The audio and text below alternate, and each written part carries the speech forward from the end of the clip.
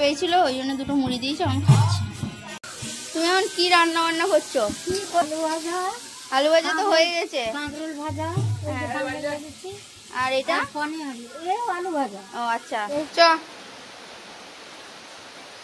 দেখতে দেখতে ঠামা মারা গেছে, 1 বছর হয়ে গেছে। আজটা আমার বাৎসরিকের অনুষ্ঠান হচ্ছে। আজ ছুটি নিয়েছিলাম, কিন্তু এই মুভমেন্টে আমার এনিমের শরীর খারাপ হয়, আমাকে আবার সেন্টারে যেতে হয়েছিল খানিকক্ষণের জন্য। নিচে এখনো রান্না বান্না চলছে, শেষ হয়নি। সেন্টার থেকে আসার সময় দোকান থেকে কটা ম্যাগি নিয়ে এসেছিলাম, ওটাই রান্না করলাম। যেটা খেয়ে দাদা আর ভাইয়ের জন্য রেখে দিলাম। খেয়ে নিয়ে নিচে যেতে হবে, ভাই ডাকছিল কাজ করার জন্য। নিচে চলে এলাম, ভাই এখন তার গুরু দায়িত্ব পালন করছে। পনির গুলো ছোট ছোট পিস করতে বলা হয়েছে ওকে। পাশে বৌদি আলু ভাজছে গ্যাসে, ডাল হয়ে গেছে, আর পনিরের তরকারি চাটনি বাকি আছে। আলু ভাজা তো হয়ে গেছে,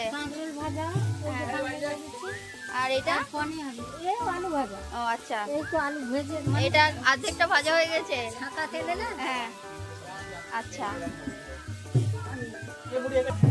বেশি লোকজনকে ডাকেনি এবার, তবুও অল্প কটা লোক দেখে বিড়াল ভয়ে ঘাবড়ে গেছে, ওখানে এক কোনায় বসে আছে। খাওয়ার জন্য জলার্দন করছে বৌদিকে, ওই জন্য ওকে ধরে উপরে নিয়ে গেলাম।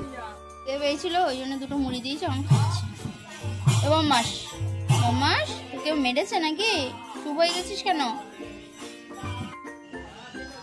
খাওয়া হয়ে গেছে ওর, এখন এখানে বস। সুন্দর একটা বিছানা দিয়ে দিয়েছি তোকে, তুই পাবি এরকম বিছানা? পাবি এখানে? তুই বস, ঘুমা। অনেক কাজ করে নিয়েছিস তুই সারাদিনে, মাটি ফাটি কাটা হয়ে গেছে, অনেক কীর্তন গান করে নিয়েছিস। বাড়ির কাজগুলো মা আর কাকিমারা মিলে সামনে নিয়েছে। চলো নিচে গিয়ে কীর্তন দলের ওখানে একটু বসি। গান শুনতে শুনতে ঘুম চলে এসেছিল, উপরে গিয়ে একটু ঘুমিয়ে পড়েছিলাম। ভাই খেতে ডাকলো, নিচে খেতে চলে এলাম। এখন আত্মীয় স্বজন যারা এসেছিল ওদের খাওয়া হয়ে গেছে, বাকি বাড়ির আমাদের কজনের খাওয়া হয়নি। দাদা এখন ভাত বেড়ে দিচ্ছে সবাইকে, আমিও খেতে বসে পড়লাম, খিদে পেয়েছে বেতার। আমি দোতলায় সিঁড়িতে যাচ্ছি তো কি হয়েছে, আমাদের বিড়াল দোতলায় যাওয়ার জন্য নিজের রাস্তা নিজেই তৈরি করে নিয়েছে।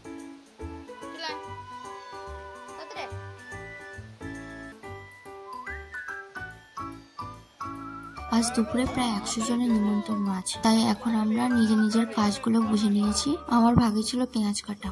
দুপুর হয়ে গেছে, ঘরে বাইরে নিমন্ত্রিত আত্মীয়রা চলে এসছে, আমিও বসে পড়লাম বন্ধুদের সাথে।